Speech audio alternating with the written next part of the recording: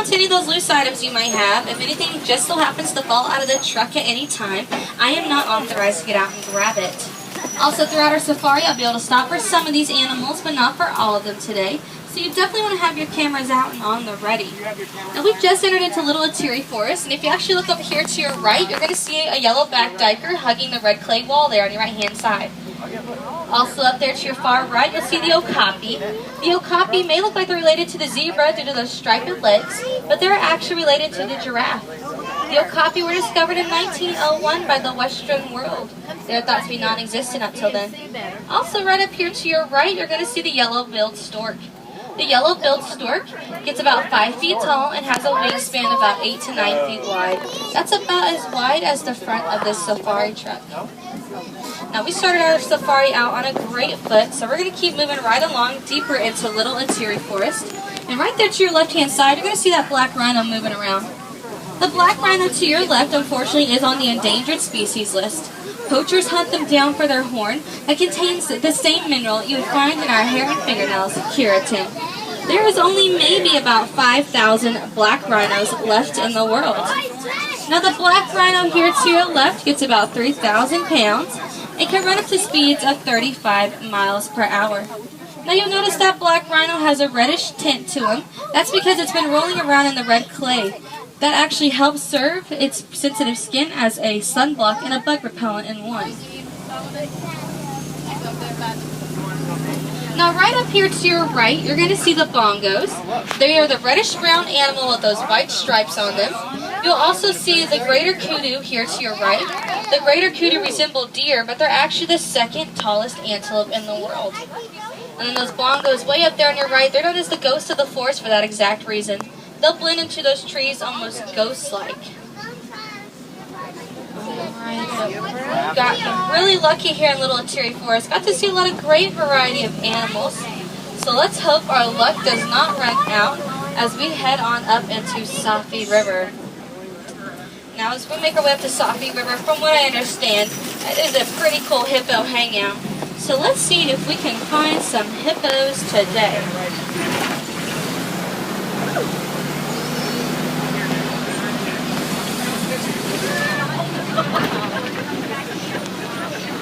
Now the hippos up on our right-hand side, they might be a little bit more difficult to see. Sometimes these hippos, they'll stay submerged underwater, and they can actually stay submerged underwater for 8 minutes or longer, only coming out for air if needed. Now I tell you what, we'll get a better view of these hippos coming up to our left-hand side.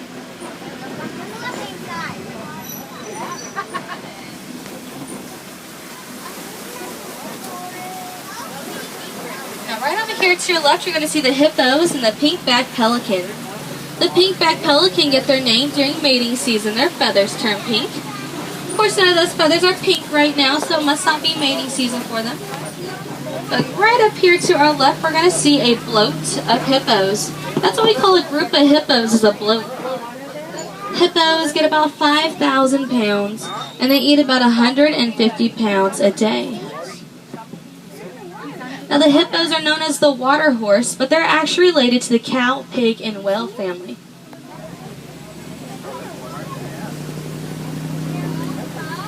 Alright, well it's time for us to make our way over to the other side of the reserve, which means we're going to have to cross this bridge.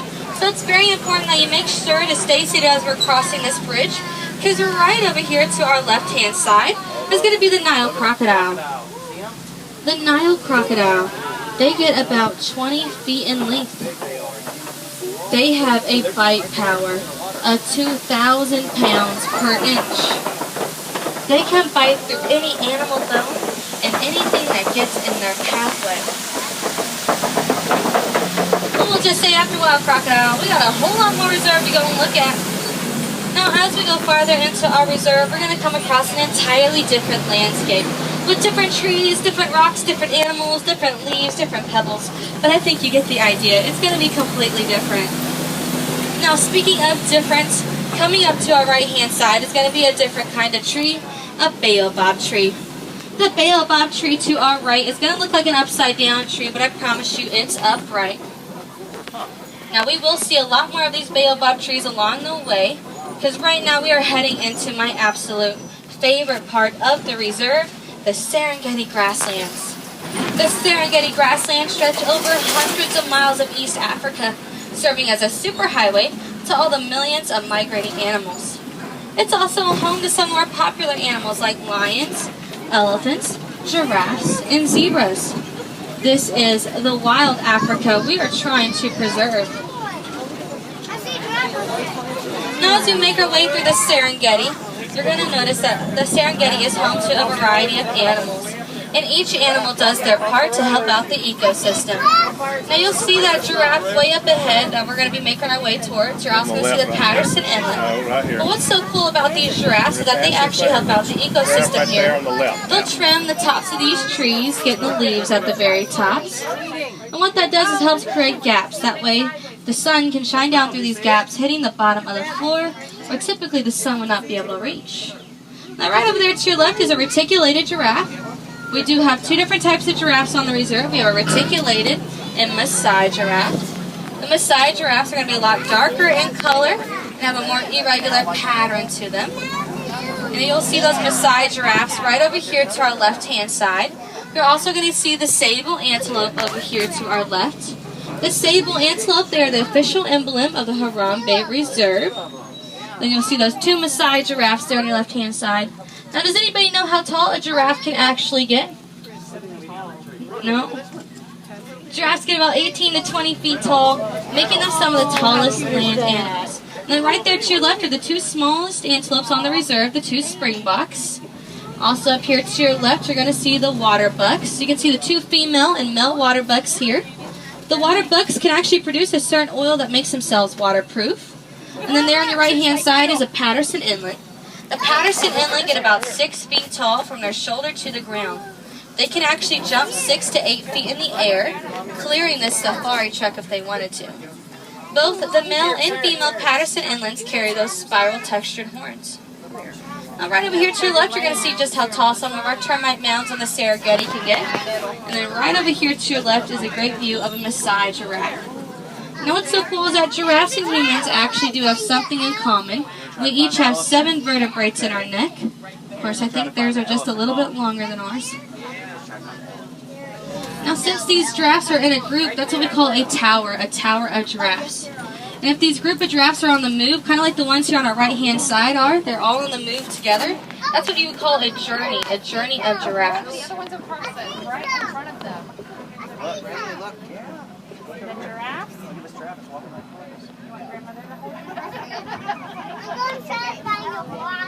Now you also may notice some of these trees have been knocked down. That's from an elephant herd. The elephants will come running through the Serengeti, knocking down these trees along the way, trying to get the leaves at the very tops. And what that actually does for the ecosystem is that when the tree hits the ground, it helps disperse out seeds so more life can grow. Now we made our way over here to the other side, and it looks like we're going to see the white-bearded wildebeest. Those are the grayish animals over here on the right-hand side. The white-bearded wildebeest, they are the largest migrating herd. They travel in numerous amounts.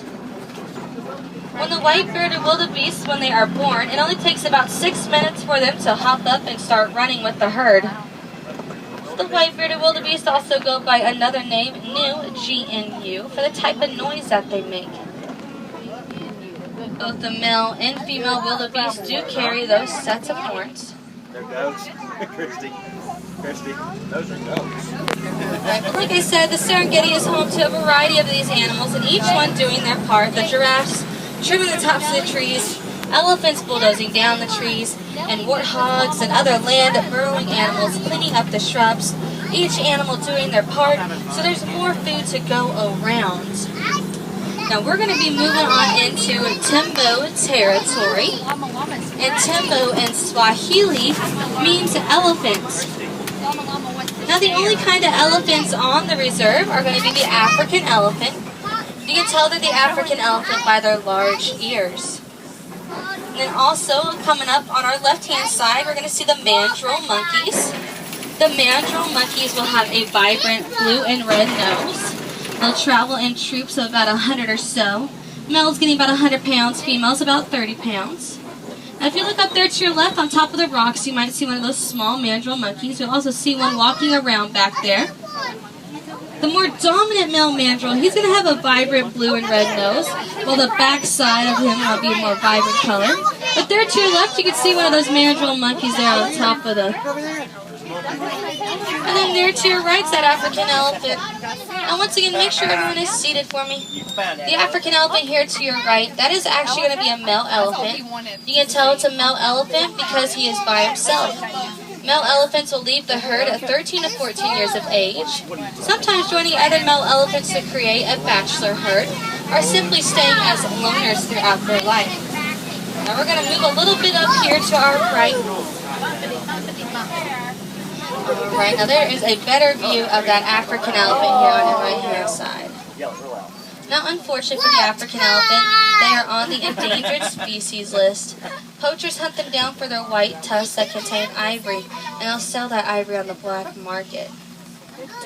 Alright, but I tell you what, we'll go ahead and make our way over to the watering hole, because that's where most of the other African elephants have migrated to. Unfortunately, what that means is that we're going to have to cross this really rickety old bridge to get there.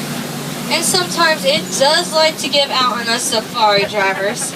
So you definitely want to make sure to stay seated and hang on tight, because I tell you what, this bridge does not look like it is put together well. Oh man, the sound. Oh, it sounds like it give out at any moment. Oh man. I'll tell you what, I'll hurry up and get us right off this bridge, that way we make it across safely. And we'll head right on over to that watering hole. Like I said, around this time of day, those African elephants like to migrate over to this watering hole, so hopefully we'll get another view of the beautiful African elephants. Now, it does look like some of these elephants have already made their way through here. If you look over to your left and right, you'll see some elephant tusk marks in that red clay wall. Elephants dig their tusk in that red clay wall to get the minerals that they need. What's so cool about today is that our scientists are doing some research on the elephants, figuring out ways we can communicate with them. The only noise us humans hear from the elephants are the trumpet noise they make. Other than that, elephants will make a low grunting sound that vibrate the earth, and they'll communicate through those vibrations. Now you can see there to your far left one of those African elephants, so we're going to be making our way over there. We just got to make our way around the trees and rocks here. But meanwhile, I'm going to find us a nice little radio station to listen to, set up a little bit of the Harambe mood.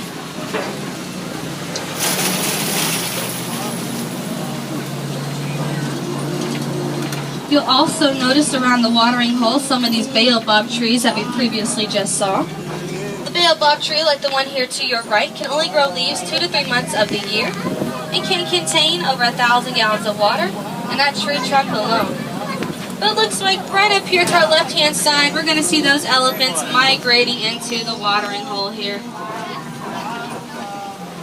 Now the African elephants, they get about 14,000 pounds. And about 14 feet tall, making them some of the largest land animals.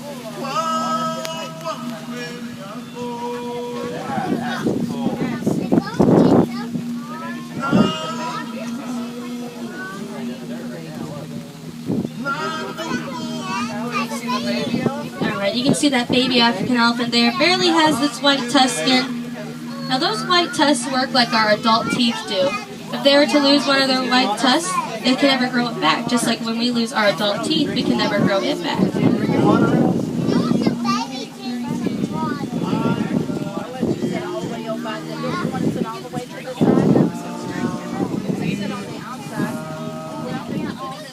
Alright, well hopefully you got some great photos. It's now time for us to make our way over to the flamingos. And right over here to your left-hand side are those greater flamingos. The greater flamingos are the larger of all the flamingos. They're also lighter pink of all the flamingos. It takes a full year for the greater flamingo to get that light pink, and they get it from the type of shrimp that they eat containing beta-carotene. Now we're actually going to make our way on into white rhino territory. And unfortunately, just like the black rhino, the white rhino too are being hunted down for their horn. Poachers with sufficient amount of funds and more sophisticated ways of poaching are still putting the white rhinos on the endangered species list. Now the white rhinos, if they're not over here to our left-hand side, they could very easily be farther up around in another part of the reserve. Because the white rhinos, they are free to move around on the reserve, moving from place to place. However, sometimes you might see the white rhinos under these trees here to our right-hand side. So make sure to look here to your right. You might catch a glimpse of some white rhinos. Now they're going to look like giant